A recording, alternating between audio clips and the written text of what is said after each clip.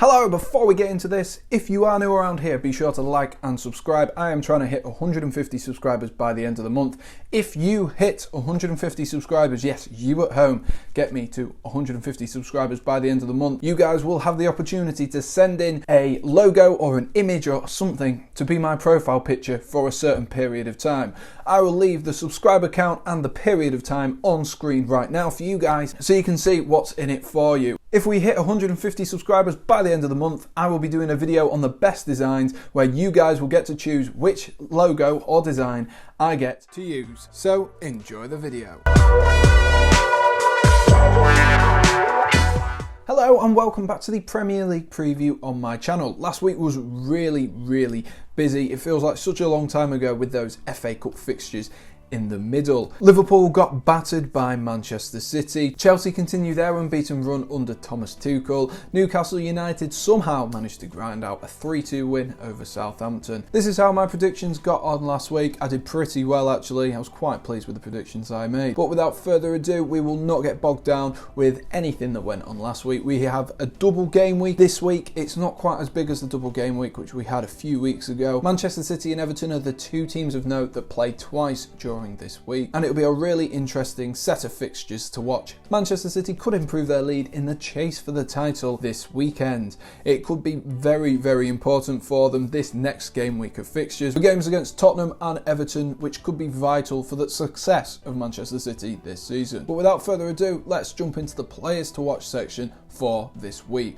So the first player to watch I have chosen this week is Liverpool's new signing Ozan Kabak. Liverpool didn't choose to play him or Ben Davies, the new centre-halves they have signed, against Manchester City. I agree with Jurgen Klopp's decision there in the sense that I don't think they're experienced enough to be chucked in against title contenders. Against Leicester City, who are a team who are in the top half, they are title contenders at this current point in time.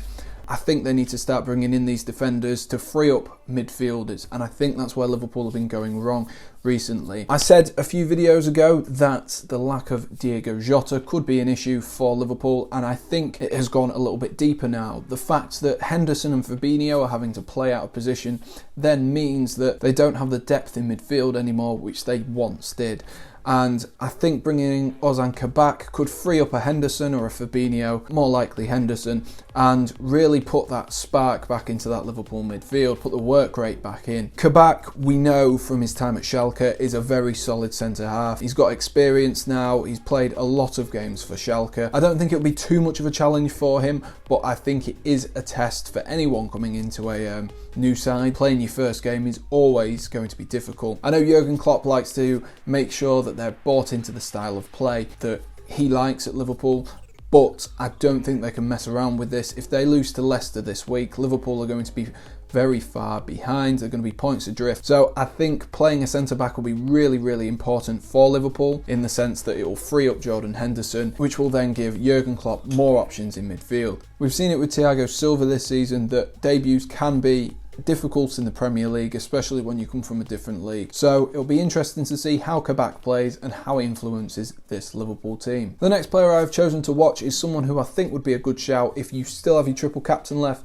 to triple captain this week. Richarlison of Everton is a fantastic player. He netted twice during the FA Cup round of fixtures and really looked clinical in those games. Dominic Calvert-Lewin did pick up a slight knock in that game. It will be going down to Richarlison for the goals and assists and the creativity in this Everton side. Everton are no slumps though anymore. They have really pushed on and will be looking to push towards the European places this year. Everton have Fulham this week. Everton and Fulham, when they met last time, feels like a year ago. I tell you what, it does feel like a long time. But when they met last time, it was a 3-2 epic game, lots of goals, lots of chances, and so I would back that again. Both teams not afraid to attack, but both teams a little bit shaky in defence, and very shaky in defence in the case of Fulham. I think Richarlison will be that man to pull apart Fulham's weaknesses. I think he's a very tricky player. He's got pace, he's got strength, ability on the ball, he can head a ball as well,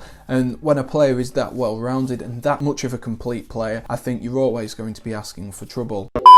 Right, hello. So, as you may notice, it is a different day. I am a different colour. I don't know why, but I am a different colour today. This is because I suffer from a small condition called being an idiot, and I actually forgot to record the bit about Raheem Sterling and about Manchester City, as you can see by the title and the thumbnail. I was that busy with everything else, I just kind of forgot. I honestly don't know how I managed it. But anyway, we will talk about Manchester City. Manchester City have a double game week this week, as I mentioned earlier on in the video. Raheem Sterling looked impressive against Liverpool, and so did Ilkay Gundogan, as we saw 2 goals for him. Phil Foden as well looked absolutely fantastic, and I was really impressed with the young Englishman. Raheem Sterling, though, is their key player at the moment. He is the world-class player who you'd associate with getting goals. Manchester City face Tottenham Hotspur, who are going to be difficult to break down. Spurs aren't in the greatest of form, though, as we saw in the midweek game. Conceding 5 against Everton is not like a Jose Mourinho side. I think it's important that they use the wide men in this game. We've seen them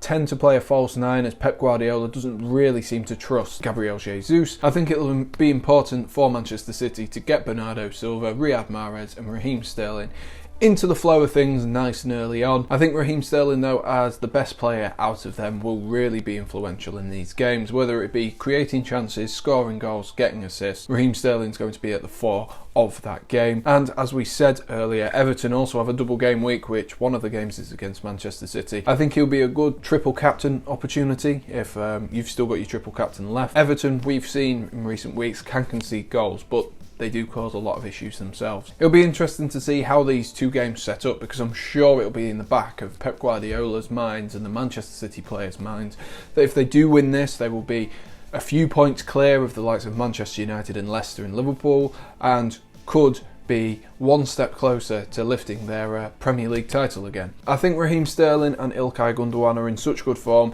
that you cannot rule out Manchester City from using their game in hand to their advantage and extending their lead at the top of the Premier League table. Anyway, that concludes this week's Premier League preview. I do apologise for forgetting about the main part of the story, but I'm sure you can forgive me. Like I said at the beginning, be sure to like and subscribe. Trying to hit 150 subscribers by the end of the month. We are so close to doing so. Make sure you check out in the description below how to enter your logo or image into the little competition sort of thing we're having. I'll see you on my next video, and as always, stay safe. Cheers!